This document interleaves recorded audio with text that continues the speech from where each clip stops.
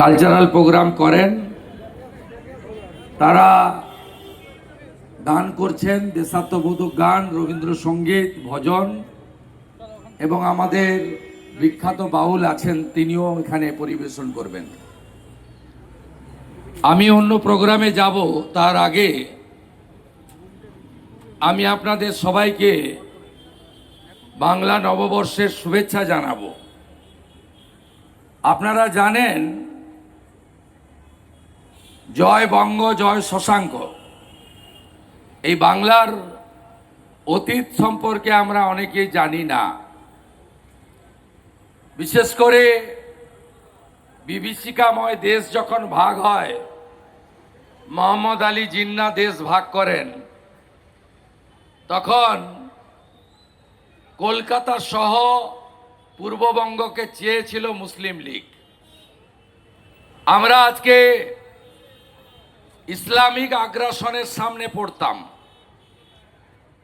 আমরা আগের পাকিস্তান, আজকের বাংলাদেশের নাগরিক হতাম, যেখানে টিকা পরা নিষিদ্ধ, শিখা রাখা নিষিদ্ধ, ধুতি পরা নিষিদ্ধ, বিবাহিত মহিলাদের শাঁখা পলাশ সিঁদুর পরা নিষিদ্ধ, যেখানে কীর্তন ভজন হয় না, যেখানে মঠ মন্দিরের অস্তিত্ব নেই, যেখানে নিজের ধর্ম বাঁচানোর জন্য রতন মজুমদারকে নোটারির কাছে গিয়ে শেখ শফিউল্লাহ হতে হয়,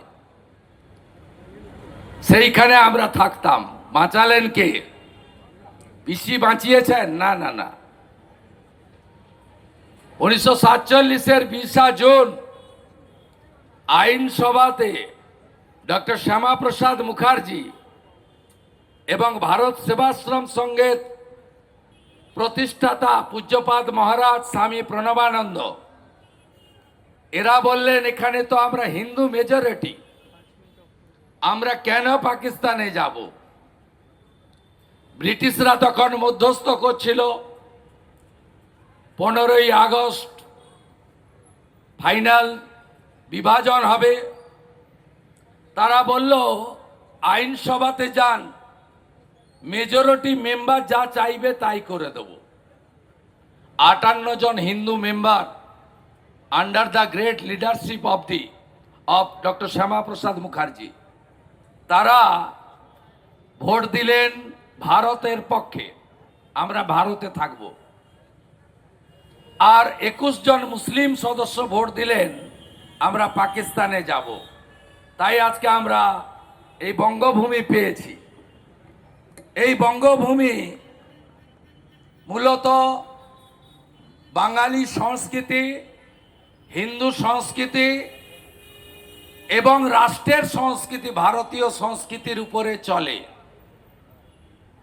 এখানেই ঠাকুর রামকৃষ্ণ দেব, মহাপ্রভু শ্রী চৈতন্য দেব, জগজ্জননী মা শারদামণি, স্বামী বিবেকানন্দ, আধ্যাত্মিক রাজধানী ভারতবর্ষের ছিল আমাদের বাংলা।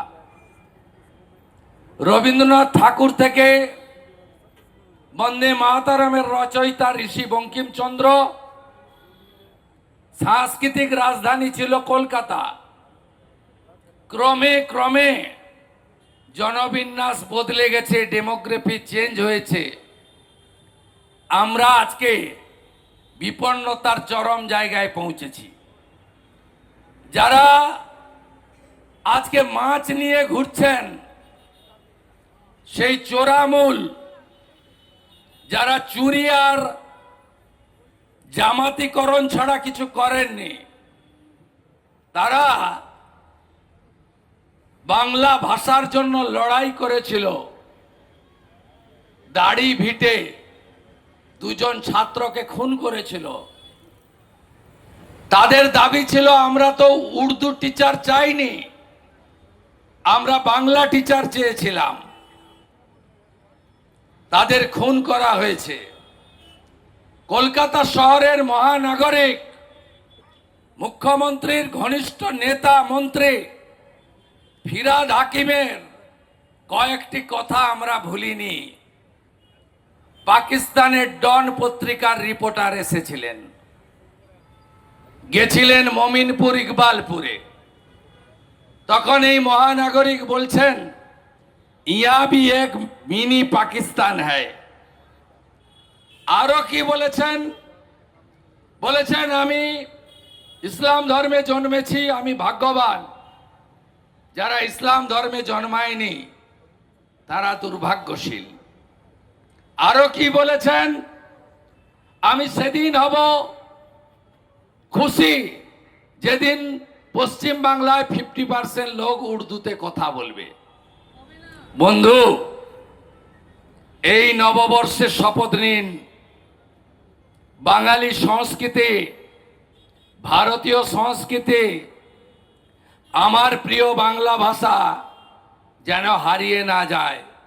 মমতা ব্যানার্জি রাজস্থান, গুজরাট, বিহার, পাঞ্জাব, মহারাষ্ট্রের লোকেদের বাহারি বলে, আর বাংলাদেশ থেকে আসা মুসলমান রোহিঙ্গাদের দামাত বলে। এই জিনিস বন্ধ করতে হবে। শপথ নিন, পয়লা বৈশাখের নববর্ষে আমরা উর্দু আগ্রাসনের বিরুদ্ধে লড়ব।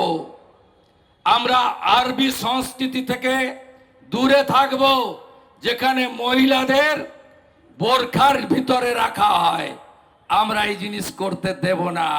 ডক্টর শ্যামাপ্রসাদের বাংলা, স্বামী বিবেকানন্দের বাংলা, শ্রী চৈতন্য দেবের বাংলা আমরা এই জায়গায় নিয়ে যেতে দেব না। ভালো থাকবেন আপনারা। আমি আপনাদের